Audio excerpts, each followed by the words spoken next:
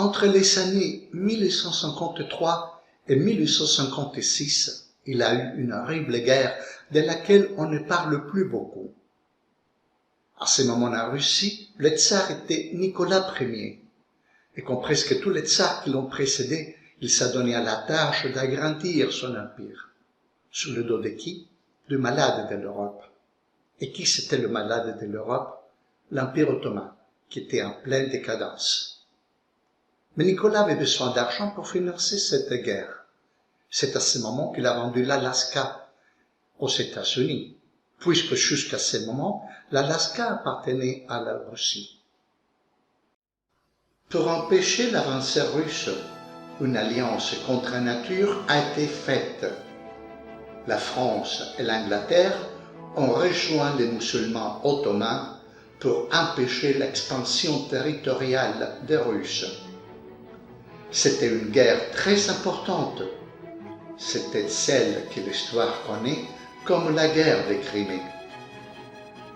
La Crimée est une presqu'île au nord de la mer Noire. Il y a des siècles, elle appartenait aux Tatars. Catherine la Grande a réussi à l'arracher aux Ottomans et l'a rattachée à l'Empire russe. Et dans la ville de Sébastopol, a créé un important port naval.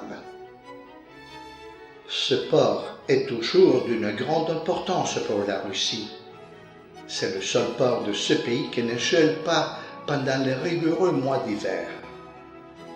Le jeune écrivain russe, le comte Léon Tolstoï, a participé à cette guerre de Crimée et il en a raconté les horreurs.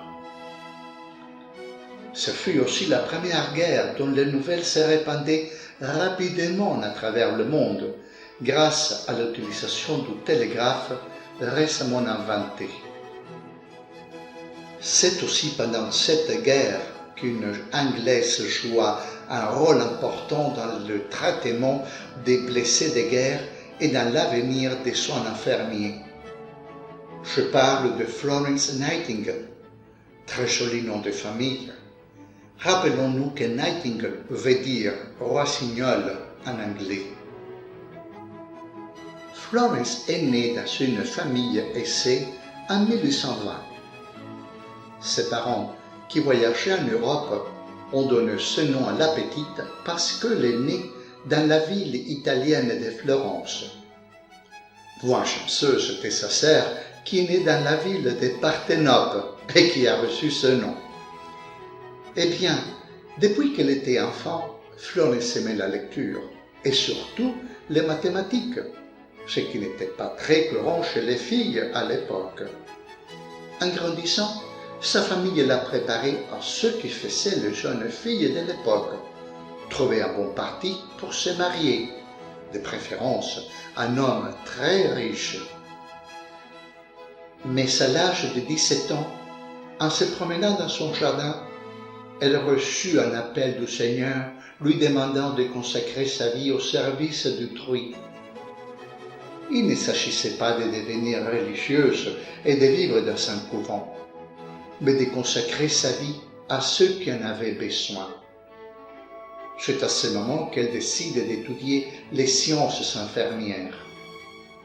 Après avoir terminé ses études, la guerre de Crimée est déclarée et elle se rend en Turquie avec le poste de surintendante des systèmes de soins infirmiers des hôpitaux des troupes britanniques. Avec des autres filles, toutes issues de bonnes familles, elle s'était stationnée dans la caserne Selimille à Scutari, près d'Istanbul actuel, qui s'appelait encore Constantinople à cette époque. À ce moment, la mortalité dans les hôpitaux militaires atteignait jusqu'à 42% des malades et des blessés. Florence avait compris qu'un taux de mortalité aussi élevé était principalement dû au manque d'hygiène dans ces établissements. Elle s'est immédiatement consacrée avec ses collègues au nettoyage et à l'organisation de l'hôpital, a fait un rapport détaillé aux autorités britanniques et ses demandes ont été entendues. Même la reine Victoria veillait personnellement à ce que l'infirmière Florence Nightingale reçoive toutes sortes d'aides pour qu'elle puisse, à son tour, prendre soin des blessés de guerre. À Scutari, le typhus, le choléra et la dysenterie causaient plus de morts que les blessures au combat. Rappelons-nous que lorsqu'elle était enfant, Florence avait un penchant particulier par les mathématiques, et au moment de faire ses rapports sur l'état des hôpitaux de guerre britanniques, elle savait que c'était avec des statistiques qu'elle pouvait convaincre les autorités. Florence a trouvé facile de reproduire ces données avec des diagrammes en camembert, largement utilisés aujourd'hui dans les statistiques. C'est elle qui a inventé les diagrammes en camembert. Aujourd'hui, nous considérons les préceptes de Florence comme très simples et nous les tenons pour acquis. Mais l'air pur, l'eau potable, la propreté, l'élimination des eaux usées, l'hygiène et la lumière étaient absents de ces hôpitaux. Mais les blessés de guerre avaient non seulement besoin d'hygiène, mais aussi de soins et d'amour. La nuit, alors que tout était censé aller bien et que les autres infirmières et le personnel médical se retiraient pour se reposer, Florence sortait avec une lampe à huile à la main, rendant visite à certains, réconfortant les autres, essuyant la sueur de tiers et leur parlant, rassurant tout le monde. Ces actions l'ont valu le surnom de la Dame à la lampe. À la fin de la guerre, de retour à Londres, elle a créé une faculté d'infirmière qu'elle a baptisée Saint Thomas. Là, elle a préparé les programmes d'études qui, encore aujourd'hui, sont les préceptes de base des soins infirmières du monde contemporain.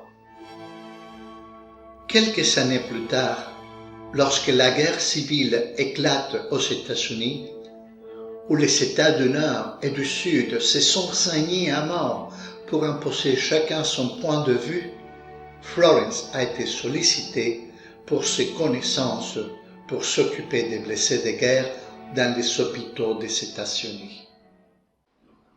Grâce à Florence Nightingale, la profession d'infirmière, c'est une profession digne et respectée pour les femmes. De retour définitivement à Londres, elle s'occupait pas seulement de son école et des malades, mais aussi des pauvres de la ville de Londres. Et elle a lutté pour eux. Florence Nightingale est décédée à l'âge de 90 ans en 1910, par tous aimée et respectée. C'est ainsi que je finis mon émission d'aujourd'hui. Je vous remercie énormément pour le temps que vous dédiez à mon travail. Vous pouvez vous souscrire, vous pouvez le dire à vos amis si vous ne l'avez pas encore fait. Et comme d'habitude, je vous dis à la prochaine.